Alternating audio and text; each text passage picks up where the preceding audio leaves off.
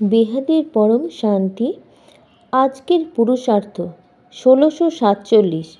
পরম শান্তি।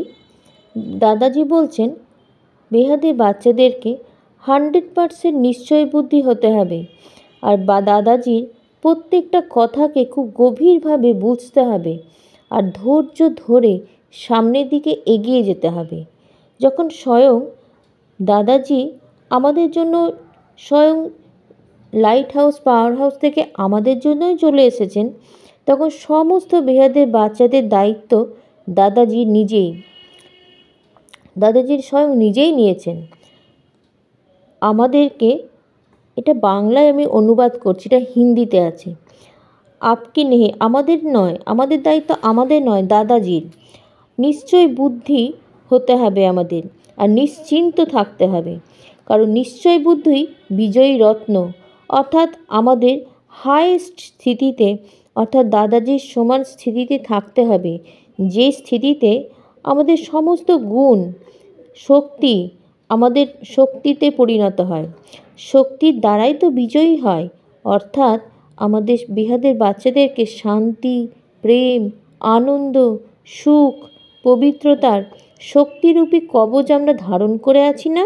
দাদাজি আমাদেরকে জিজ্ঞেস করছেন, বলছেন যে কারণে আমাদের কেউ, কোনো আত্মা, মায়া, কোনো প্রকৃতি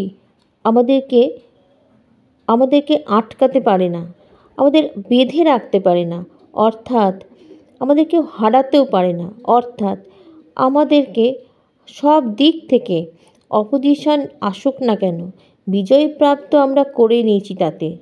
তখনই তো আমরা বিজয়ী রত্ন হয়েছি।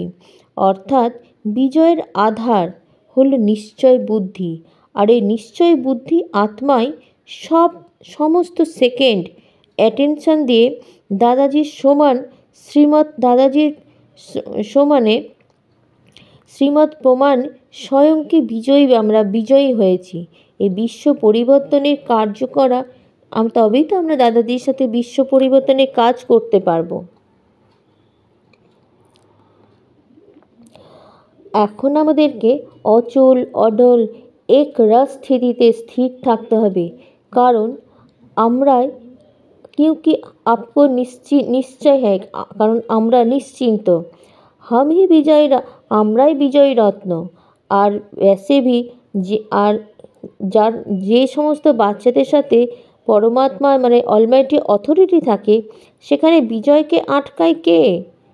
বাস, এ দাদাজি বলছেন আমাদের অ্যাটেনশান রাখতে হবে, কারণ খুব শিগগিরই আমরা আমাদের সিটে পৌঁছে যাব। মুঝ বাপ সে মিলন মানা সকত, তাহলে আমরা দাদাজির সঙ্গে মিলতে পারবো। এক রস স্থিতিতে স্থির হয়ে আত্মস্বরূপে দাদাজির সঙ্গে আমরা থাকতে পারবো। পরম শান্তি। আচ্ছা, পরম শান্তি বেহদ কি অবিনাশী পরম শান্তি।